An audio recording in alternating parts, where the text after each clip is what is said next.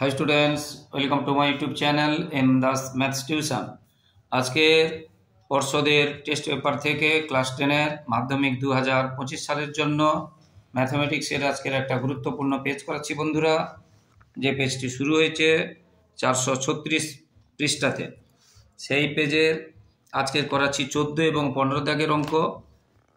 আজকের করাচ্ছি পরিমিতি এবং রাশিবিজ্ঞান, মেনসুরেশন এবং স্ট্যাটিস্টিক্স থেকে করাচ্ছি। প্রথমে যে অঙ্কটা আছে 14 দাগের একেরটাতে 6 ডেসিমি দৈর্ঘ্যের ব্যাসের একটি নিরেট ধাতব গোলককে গুলিয়ে 1 ডেসিমি লম্বা নিরেট লম্ববৃত্তাকার দণ্ড তৈরি করা হলে দণ্ডটির ব্যাস কত? তো বন্ধুরা, যারা আমার ইউটিউব চ্যানেলটি দেখছো সকলকে ধন্যবাদ। আর যারা আমার চ্যানেল নতুন দেখছো, যে ছাত্রছাত্রী, প্লিজ প্লিজ প্লিজ আমার চ্যানেলটিকে সাবস্ক্রাইব করে ও শেয়ার করে একটু সাপোর্ট করো বন্ধুরা। তো এখানে যেটা দেওয়া আছে, গোলকটির ব্যাস দেওয়া আছে, সেখান থেকে আমরা 2 দিয়ে ভাগ করলে আমরা ব্যাসার্ধ পাবো। ব্যাসার্ধকে স্মল আর ধরা হয়, ব্যাসার্ধ এবং এককটা লিখলাম ডেসিমিটার। এবারে গোলকের আয়তন কি না 4/3 পাই আর কিউ ঘন একক, এটা হচ্ছে সূত্র, আয়তনের সূত্র। তো এখানে আর এর মানটা কত আছে 3, তাহলে 4/3 পাইয়ের মান আমরা জানি 22/7 22/7 ইন্টু আর কিউ মানে 3 × 3 × 3, কিউ মানে 3 বার আছে, ঘন ডেসি মিটার। এবারে ওই গোলককে গলিয়ে যে দণ্ডটি করা হবে তার আয়তন এটা হবে, কারণ এটাকে গলিয়ে যেহেতু দণ্ড করা হচ্ছে, গোলকের আয়তন এবং দণ্ডের আয়তন সমান হবে। সেই দণ্ডটির মানে ব্যাসার্ধ আমরা ধরলাম এক্স ডেসিমিটার। আর আয়তন কি হবে? আয়তন কি হবে মানে আয়তঘনকের আয়তনের সূত্র, এটা যে আয়তন, এটা হচ্ছে দণ্ড গোল করা হয়েছে চোঙের বা বেলনের, বুঝতে পেরেছ? আয়তনের সূত্র কি হচ্ছে না পাই আর স্কয়ার এইচ, পাই আর স্কয়ার এইচ ঘন একক। তো এখানে পাইয়ের মান জানি আমরা 22/7, 8টা আবার এক্স ধরেছি, তাহলে এক্স স্কয়ার গুণ এইচ, এইচটা প্রশ্নে দেওয়া আছে 1 ডেসিমিটার। তাহলে এখান থেকে আয়তন পেলাম। এটাকে গুলি এটা করা হয়েছে, এটাকে গুলি এটা করা হয়েছে, তাহলে শর্তানুসারে এটা সমান এটা বা এটা সমান এটা, সেইটা আমরা লিখেছি শর্তানুসারে এটা সমান এটা। এখানের পাই এখানের পাই কেটে গেল। তাহলে এখানে আমরা দেখলাম যে এটা আয়তন, ওই গোলকটাকে গলিয়ে যেহেতু লম্ববৃত্তাকার চোঙ করা হয়েছে, তাহলে এইটা থেকে এটা তৈরি হয়েছে, তাহলে এই দুটো আয়তন সমান, অর্থাৎ এটা সমান এটা, সেটা আমরা লিখেছি, এটা সমান এটা। এবারে এখানে 22/7, এখানে 22/7 কেটে দিলাম, এক্স স্কোয়ারকে 1 দিয়ে গুণ করলে এক্স স্কোয়ার, আর এখানে থাকলো 4 × 3 × 3 × 3। এবারে এখানে যদি স্কোয়ার তুলি, দুবার করে থাকলে একবার করে হবে, আর এখানে 3 আর 3 কেটে গেল, তাহলে এখানে দুটো 3 থাকলো আর একটা 4 থাকলো। 4 মানে কত 2 × 2 আর 3 × 3, তার মানে কত, এখানে যদি স্কোয়ার তুলি দুবারের জন্য একবার, তাহলে 2 × 3 6। এক্সটা কি ধরেছিলাম আমরা? ব্যাসার্ধ ধরেছিলাম, কিন্তু প্রশ্নে ব্যাস চেয়েছে। তাহলে ব্যাসার্ধ যদি 6 হয় ডেসিমিটার, তাহলে ব্যাস চেয়েছে মানে 2r, তাহলে 2r সমান 2 × 6 মানে 12 ডেসিমিটার। এটা হয়ে গেল উত্তর, 12 ডেসিমিটার। এরপরে যে অঙ্কটা আছে,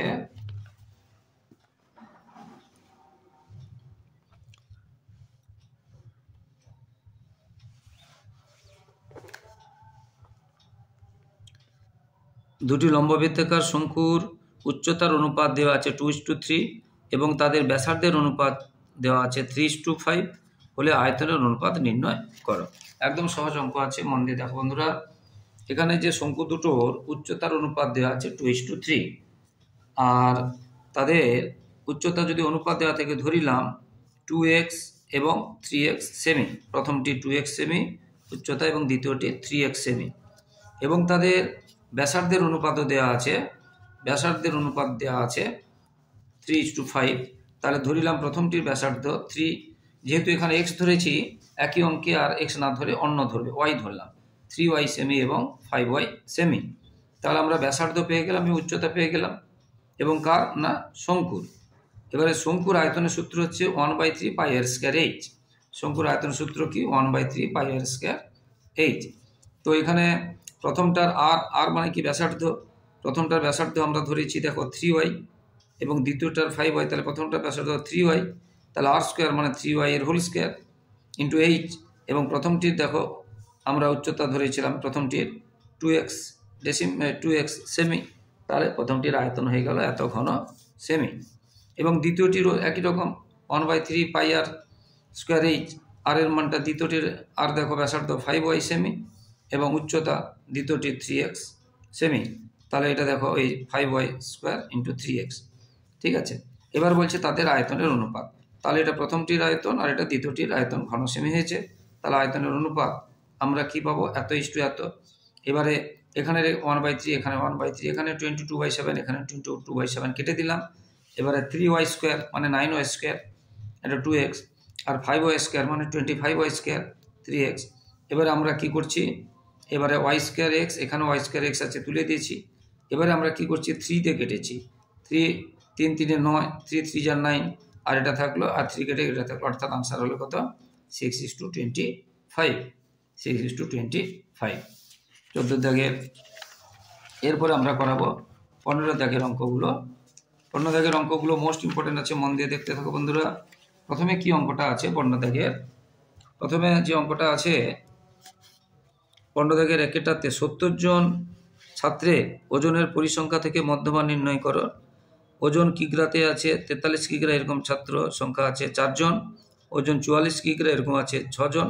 এরকম করে 45, 46 এরকম করে আছে, পরপর দেওয়া আছে। এখানে বলেছে মধ্যমান নির্ণয় করতে বলেছে, মধ্যমান নির্ণয় করতে বলেছে।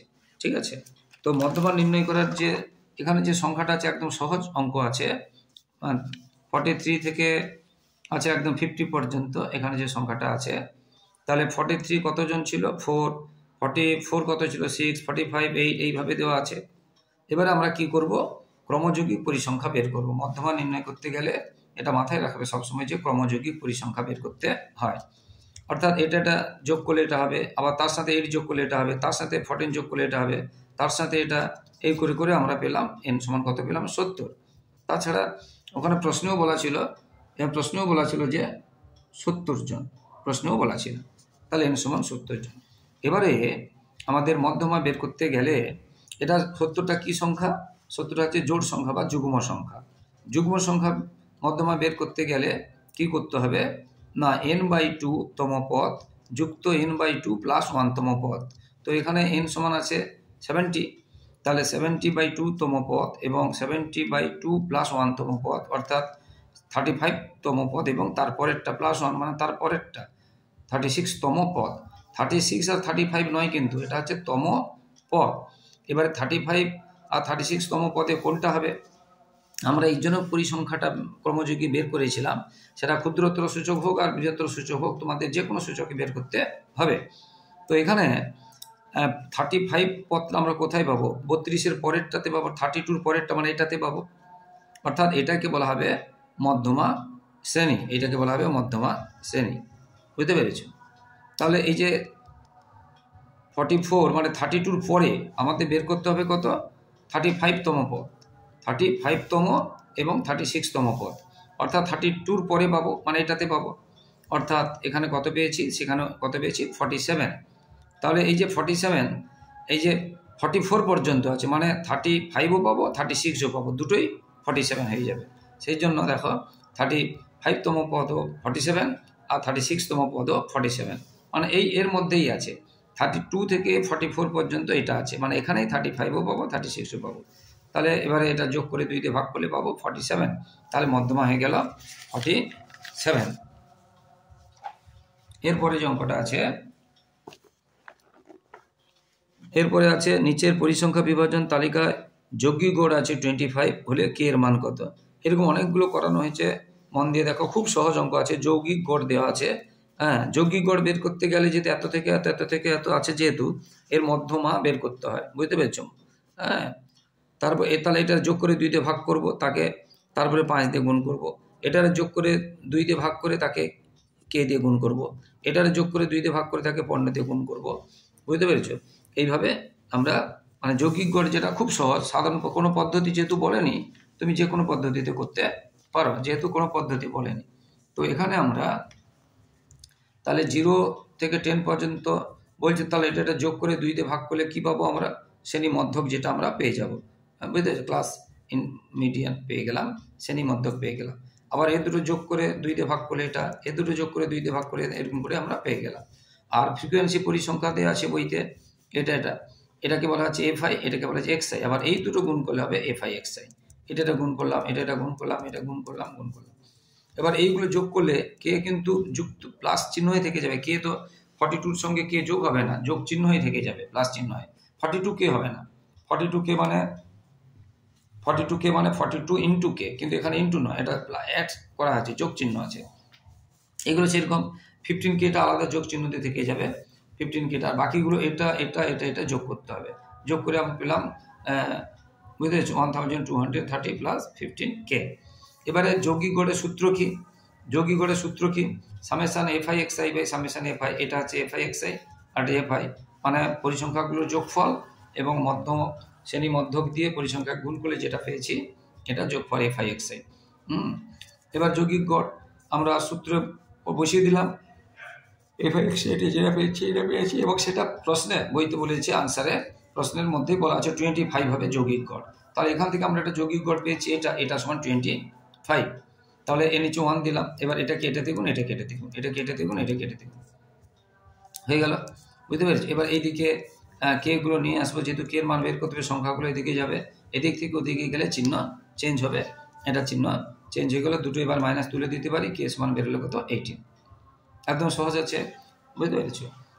এরপরের অঙ্কটাতে কি আছে দেখো বন্ধুরা, মোস্ট ইম্পর্টেন্ট অঙ্ক আছে, একদম সংখ্যাগুরু মান, মোস্ট ইম্পর্টেন্ট অঙ্ক আছে, সংখ্যাগুরু মান এটা কিন্তু মোস্ট ইম্পর্টেন্ট অঙ্ক আছে, মন দিয়ে করবে। তো বন্ধুরা আবার বলছি, একটু পরে ভিডিওটা শেষ হবে, তাই ভিডিওটি শেষ হওয়ার সঙ্গে সঙ্গে তোমরা সাবস্ক্রাইব এবং শেয়ার করে দেবে, লাইক ও কমেন্ট করে দেবে, কারণ পরে মনে থাকবে না। তো বন্ধুরা প্লিজ যারা আমার ইউটিউব চ্যানেলে নতুন, প্লিজ বন্ধুরা আমার চ্যানেলকে সাবস্ক্রাইব ও শেয়ার করে একটু সাপোর্ট করো বন্ধুরা। আর পরেরটাতে আছে নিচের তথ্যের সংখ্যাগুরু মান নির্ণয় করো। শ্রেণী দেওয়া আছে 0 থেকে 5, 5 থেকে 10, 10 থেকে 15, 15 থেকে 20 এইভাবে আছে। আর ফ্রিকোয়েন্সি পরিসংখ্যা দেওয়া আছে 5, 12 এরকম করে 18 এরকম করে দেওয়া আছে। কী চেয়েছে? সংখ্যাগুরু মান। তো এইগুলোর মধ্যে সবথেকে বেশি পরিসংখ্যা কার আছে? এটাই সবথেকে বেশি পরিসংখ্যা আছে, বুঝতে পেরেছ? তাহলে 28। তাহলে এই 28-এর এই যে শ্রেণীটা, এটাকে বলবো মধ্যমা শ্রেণী। তাহলে এটা হচ্ছে পরিসংখ্যা মানে F1, এটা আছে তার আগেটা আছে F0, তারপর এটা হচ্ছে F2। আর এই পরিসংখ্যা শ্রেণীর এইটা হবে L, আর এইটা থেকে এটা মাইনাস করলে হবে H, এটাকে বলে পরিসংখ্যা শ্রেণী। তো দেখো বন্ধুরা, তাহলে এটাই ছিল। তাহলে শ্রেণী, এটা শ্রেণী দেওয়া আছে, শ্রেণী এত এত এত এত, পরিসংখ্যা এত এত দেওয়া আছে, বুঝতে পেরেছ? পরিসংখ্যা বিভাজনে সংখ্যাগুরু মানে শ্রেণীটি তাহলে কোনটা হবে? সব থেকে বড় কোনটা আছে? 5, 12, 18, 20, 17, এর মধ্যে এইটাই সব থেকে বড় আছে। এইটাকে কি বলা হবে? সংখ্যাগুরু মানের শ্রেণী, বুঝতে পেরেছ? এইটা।